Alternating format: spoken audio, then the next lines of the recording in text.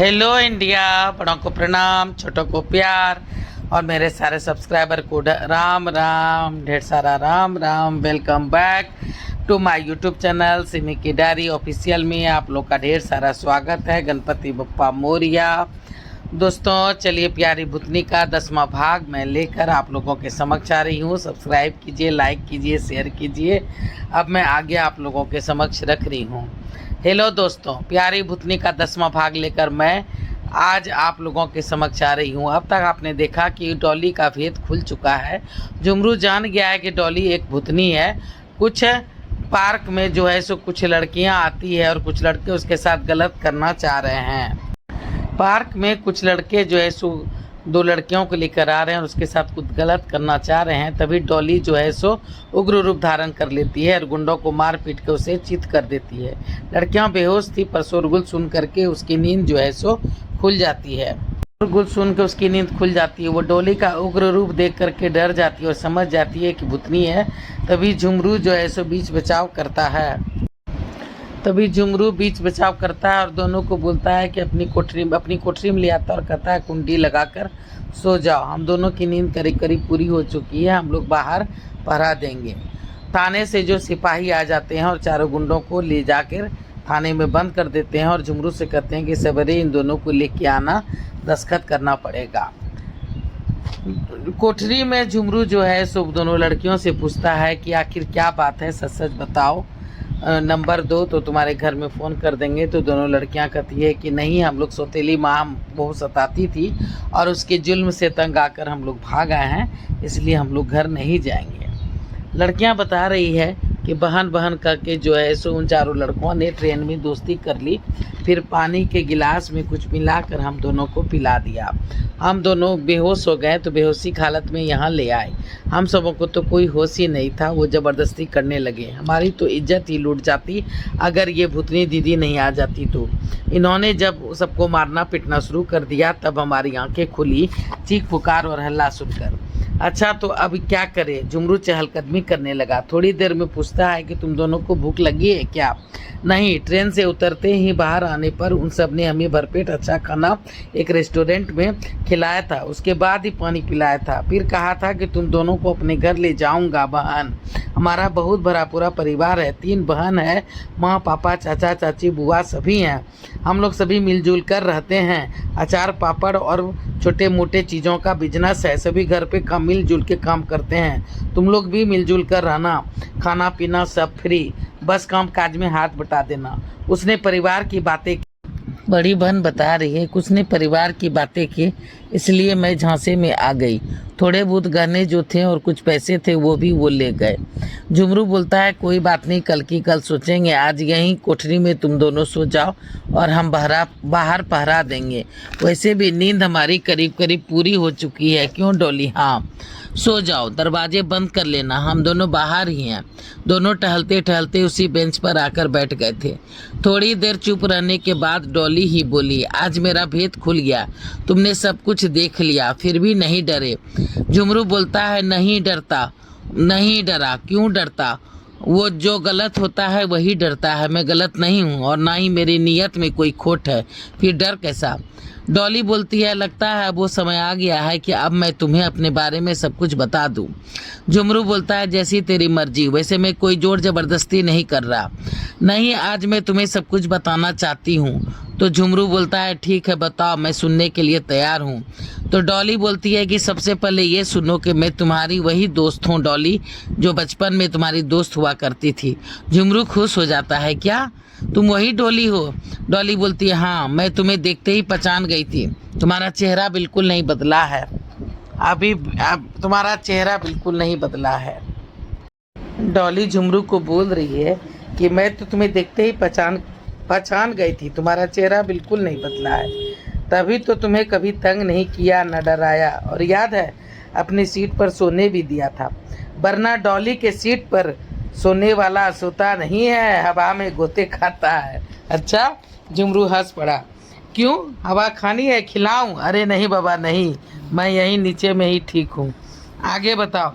हाँ, जब अकाल पड़ा था तब मेरे पिताजी मुझे, मेरी छोटी बहन और मेरा छोटा भाई और माँ के साथ एक शहर आ गए थे। पता नहीं उस शहर का क्या नाम था, शायद चंद्रपुर, मुझे ठीक से याद नहीं है। ये कहाँ है ये भी मुझे नहीं ठीक से मालूम।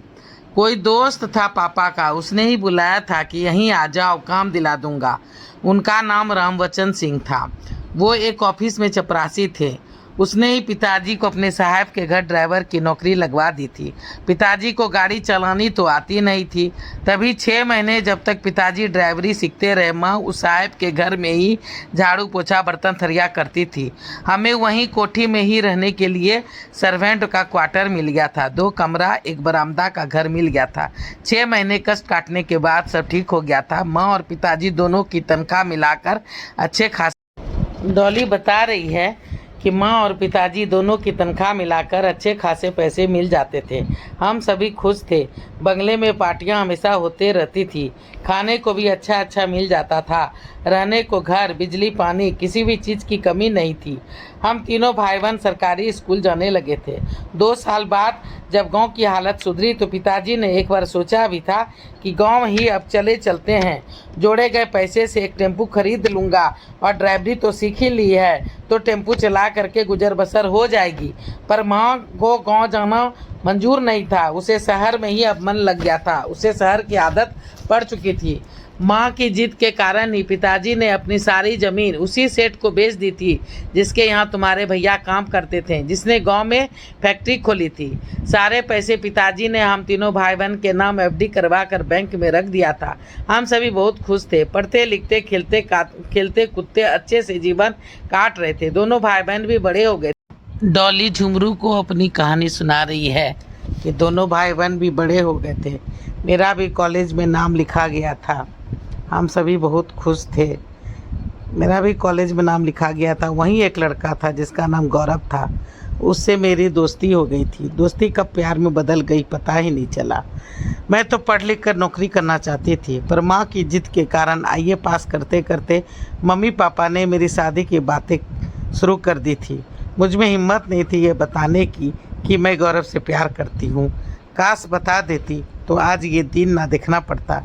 मैंने बहुत ही गलत डिसीजन लिया। उस गौरव के साथ भागकर यहाँ बम्बई आ गई। उसने अपने दोस्तों के घर मुझे ठहराया था। 2 कमरे थे। एक में मैं और गौरव रहते थे और दूसरे में वो पाँचों रात भर गायब रहते। पता नहीं क्या काम करते थे और दिन भर सोते रहते।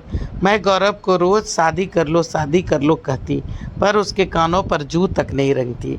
बिना शादी किए उसके साथ संबंध बना कर रहना मुझे अच्छा नहीं लगता। अपने आप पर गुस्सा आता। माँ बाप भाई बहन की बहुत ही याद आती, पर क्या करती। मेरे एक गलत फैसले ने मेरी ज़िंदगी ख़राब कर दी थी। मैं दिन रात रोते रहती और अपने आप को कोसते रहती।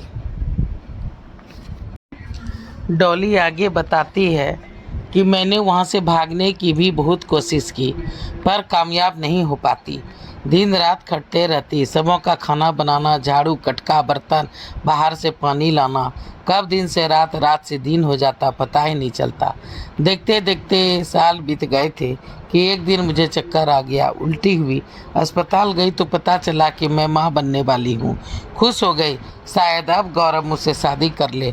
पर शादी करना तो दूर, उसने मेरे बच्चे गिरवा दिए। और फिर शुरू हो गया कि डॉली झुमरू को बता रही है कि शादी करना तो दूर, ऊपर से शुरू हो गया एक नया चक्र। वो पांचों जो अब तक शरीफ बना हुआ था, उसने भी अपना रंग दिखाना शुरू कर दिया था। उसमें से एक अच्छा था, नाम उसका रोशन था। वो उन सबको रोकता टोकता, कहता करे दोस्त की पत्नी है, मत छेड़ो, भला बुरा मत बोलो, पर कोई उसकी नहीं सुनता। मजबूरन उसने वो खोली खाली कर दी थी। मैं गौरव से शिकायत कर कर के थक गई थी कि कहीं और खोली देखो, यहाँ से चलो, पर वो इसके लिए तैयार नहीं था। बोलता मेरे पास ना ही काम है ना ही पैसा। तुम इन सब का 3 वक्त का खाना बनाती हो, घर साफ करती हो, झाड़ू बर्तन करती हो, कपड़े धोती हो, तो बदले में हमें रहने को एक कमरा मिला है, खाना कपड़ा मिलता ही है। बाहर चौल में सभी तुम्हें मेरी पत्नी ही समझते हैं, तो फिर क्या कमी है तुम्हें, और क्या चाहिए। मैं सोचती, डॉली झुमरू को बता रही है कि मैं सोचती कि शायद ठीक ही कर रहा है, पर इधर कुछ दिनों से वो चारों मुझे बहुत ही छेड़ते हैं। अरे छेड़ते हैं तो क्या हुआ, हक है उनका, भाभी हो। गौरव उसकी बात को अनसुना कर देता। और वो बेचारे क्या छेड़ेंगे तुम्हें, नाश्ता पानी करके घोड़ों की तरह दिन भर सोते हैं, रात भर फैक्ट्री में काम करते हैं, बात करती हो, कौन विश्वास करेगा तुम्हारी बात का। किसी को बोलना नहीं, सभी तुम्हें ही बुरा कहेंगे। यहाँ बहुत ही महंगाई है, अकेली खोली लेना बच्चों का खेल नहीं है, काम भी जल्दी नहीं मिलता है। ये तो हमारे गांव के हैं, बाल बच्चेदार हैं, जान पहचान के हैं, ऐसा वैसा करेंगे तो इनकी इज्जत क्या नहीं घटेगी क्या। अरे जरा समझा करो, बैल की तरह खटते हैं, साथ में इसलिए रहते हैं कि कुछ पैसे जोड़ सके, गांव बाल बच्चों को भेज सके। अरे थोड़ा बहुत मजाक कर भी लिया तो क्या हुआ। बिना बीवी डॉली को समझा रहा है कि बिना बीवी का इतना दिन बाहर में रहना पड़ता है, इसलिए थोड़ा बहुत हंसी मजाक कर भी लिया तो क्या हुआ। बिना बीवी के इतना दिन अकेले रहना, समझो बात को। थोड़ा हंसी मजाक कर लेने से इन लोग का मन लग जाता है। बेचारों का तुम अनदेखा कर दो, ध्यान मत दिया करो। डॉली कसमसा कर रह जाती। 1 साल हो गए थे, पता नहीं 1 साल, वो मनी मन सोचती कि 1 साल हो गए हैं, पता नहीं मम्मी पापा पे क्या बीत रही होगी। वो वहीं होंगे या शहर छोड़ दिया होगा। एक और छोटी बहन भी है, कहीं मेरी इस गलती का सज़ा उसे ना मिले। अगर वापस भी जाऊंगी तो वो लोग अपनाएंगे या नहीं, थू जो होगी सो अलग। बहन की शादी में भी दिक्कतें आ जाएंगी। जब कभी वो अकेली बैठती घंटों ऐसे ही सवाल जवाब उसके दिमाग में घूमते रहते। गौरव को अब कह के थक गई थी कि शादी कर लो, शादी कर लो। तो चलिए दोस्तों, मैं इतना दूर तक ही प्यारी भूतनी का 10वां भाग को अब यहाँ पे समाप्त कर रही हूँ। 11वां भाग लेके फिर आप लोगों के समक्ष आऊँगी। अगर पहली बार चैनल पे आएँ तो सब्सक्राइब कीजिए, बेल बटन ज़रूर दबाइएगा। अब मैं अपनी वाणी कहीं पे विराम देना चाहती हूँ। जय भोलेनाथ, हर हर महादेव। और आप लोग का ढेर सारा थैंक्स। इस वीडियो को देखने के लिए ढेर सारा थैंक्स।